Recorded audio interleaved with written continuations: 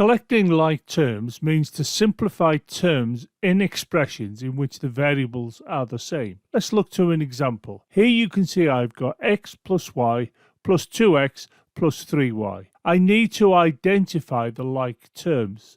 Well, we can see that these two are like terms. We've got an x and a 2x. The x means we've got one lot of x, and the 2x means we've got two lots of x, or 2 times x. Do we have any other like terms? And the answer is yes. These are like terms because they both contain y.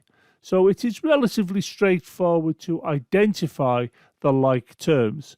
What I now need to do is to consider how I go about collecting them together and then simplifying them. Well, the first thing we need to note is we actually take note of the x and the plus 2x.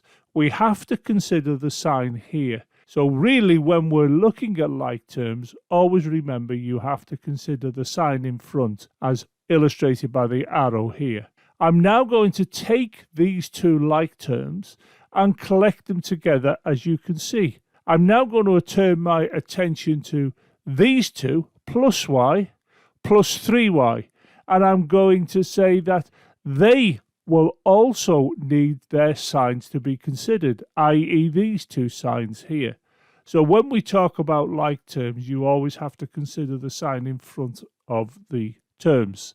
I'll now put these two terms down here, as you can see. And what I've done, I've collected the like terms together. I've put them next to each other, in other words. Now if I consider this, I've got x plus 2x, and clearly that's going to give me 3x.